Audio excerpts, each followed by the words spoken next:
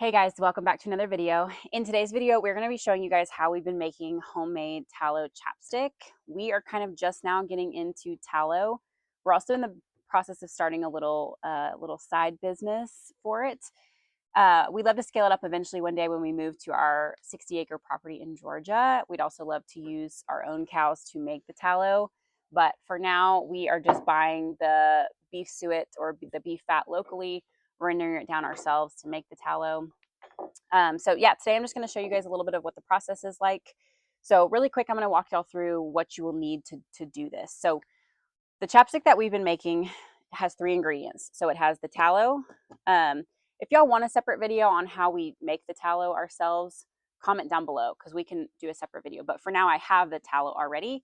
We use beeswax pellets and then whatever essential oil you want. Today we're going to be using a sweet orange to make kind of a fruity chapstick today.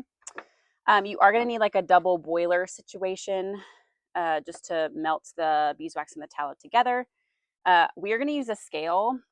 The ratio that we have been liking in terms of texture of the chapstick is 2-to-1 tallow to beeswax. And then in terms of the essential oils, you can really do that to your own preference.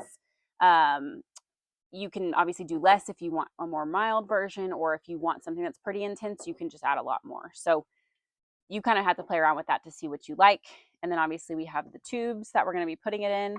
And then because we don't have one of those molds, I'm literally just going to be using a little plastic pipette to actually put the chapstick into the tube. So this is the setup. So first I'm going to get this on the scale. I have 10 tubes of chapstick here, so I'm going to be using enough to fill up those 10 tubes. But again, the main thing is you want 2-to-1 tallow to beeswax. I'm going to put this on here, obviously zero it out. And then we're going to go ahead and start adding this tallow. So this is kind of what the tallow looks like once it's been rendered and strained. So I'm going to start adding that. We've stored this in the fridge, so it is kind of firm.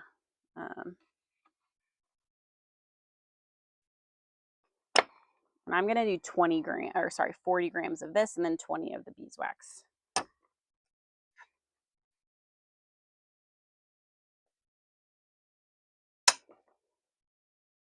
see if that's almost perfect.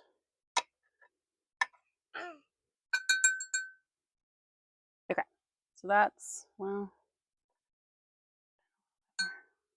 okay, that's 40. So then we're going to add in, so this is what the beeswax pellets look like. So I'm just going to be, I'll zero that out again. Oops. So now we know we've got 40 of the tallow. So now we just need 20 of these pellets. Okay, so now we've got our tallow and our beeswax in here. So now obviously I have to put this in here and actually go heat it up to melt it. So I'm going to go do that and then we'll be back and show you all the process from there. Okay, so we have the stove on high here. So basically we just have to get this water obviously to boiling or somewhere close to that.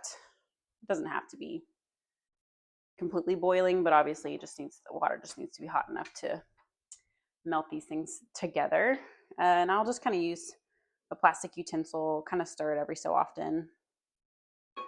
The tallow will melt much quicker than the beeswax. So the beeswax pellets are pretty tough. So they will take a little bit longer.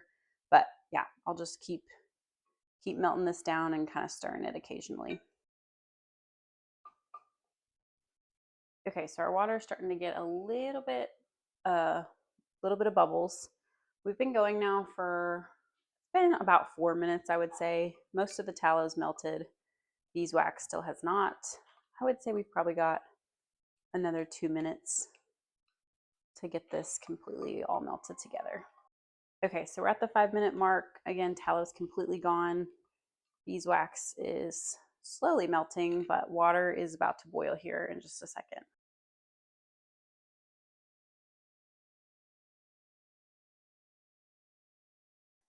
So one thing that I am going to do actually is check the temperature on this. And the reason you want to do this is because the plastic tubes that we're using for the chapstick are only rated for certain temperatures of the wax. You don't want it to be too hot.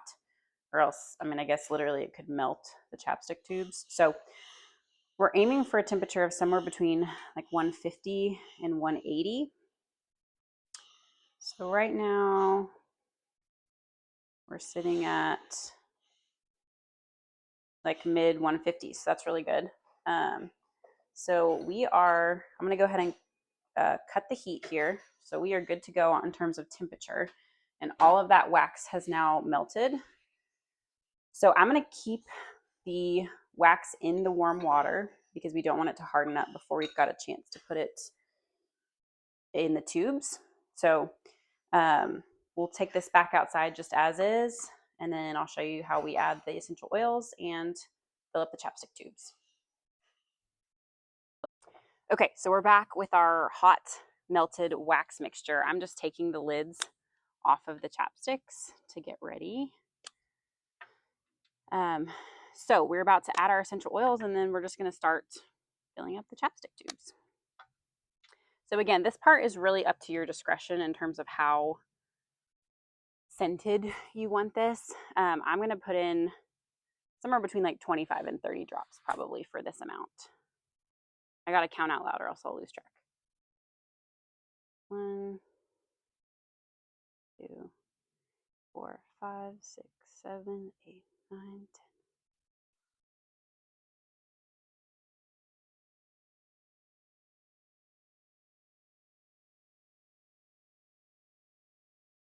Okay, so I think that was like 28 drops. So we're going to give this a really good stir. Again, we already checked the temperature, so we know that this is good to go in the tubes. It's not too hot. Anything above like 175, 180 is actually too hot to go into the tubes. So now I've just got this little plastic pipette. So I just stick it in there and then just start dropping this in. This part is a little bit tedious. We actually just purchased like a little mold so you can actually just pour the wax and it doesn't make a mess. You can kind of scrape off the excess and like remelt it and stuff. So that should be easier. You want to try to get this like as kind of as full as you can. Obviously you don't want to overflow it. But at the end when it starts to dry, it'll actually kind of shrink down a little bit. So I just leave them open like this.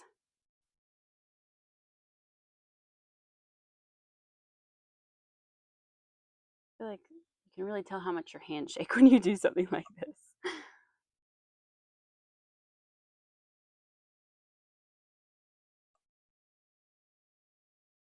So yeah, I just fill it right up to the brim, and then you can even, once it's up to the brim, you can even like add a couple more drops after that. Because it's pretty sticky to itself, it does not overflow easily. So we'll probably speed through the rest of this just to save you guys. But I'll show you at the end kind of what they're looking like, and then how I even add a little bit more after they're hard. Okay, so you can see this is what the chapsticks look like when they start to harden. So obviously they get a little bit more opaque, but you can also, I don't know if you can tell, but they also kind of cave in a little bit. So what we're gonna do is we're actually just gonna dropper more of our mixture and get them to be kind of nice and full at the top. And you can kind of like spread them around a little bit. If they turn out super bubbly on the top, we can actually scrape off the top and make them flat like that. Again, once we get our mold, this should help quite a bit. Sometimes if you work too slow, this stuff kind of hardens in the tube. So if that happens, sometimes you just have to remelt it. So now we're gonna do the same. Yeah, so this is drying a little bit faster than what I can do it. But as long as we get it pretty full, I can just use the caps to scrape off the top, and that actually works pretty well.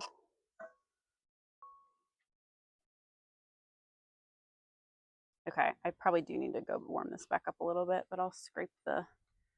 So when I scrape the tops off, I literally actually you can just use the cap and literally just scrape straight across. So now the top of our chapstick is nice and flat. And then this can actually go back into our pot to be remelted. So that way, obviously it's only like a little bit, but that way nothing really ends up getting wasted. And you can make sure again that each one is just kind of nice and full to the brim. So I'll repeat that process with all these ones that I just added wax to. Literally just go scrape off the top. And yeah, they're just nice and pretty in there. Okay, so that's the process. So this is kind of what they end up looking like. Sometimes we'll set them in the fridge just to kind of like harden and kind of set basically. But yeah, so now you can just roll them up. Smells good. I would say this is like fairly subtle. It's not like overpowering with the orange. But what I just did, that actually I was guessing it would make 10 tubes. It made 9 tubes. Probably because I went back and added more to just make sure they were all kind of flat across the top.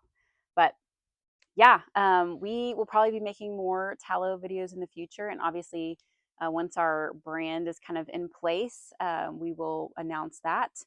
But yeah, I hope y'all enjoyed this video. Like I said, if y'all are interested in a video on how to render the beef suet or beef fat to make the tallow, comment down below. We'd love to make a video about that process as well.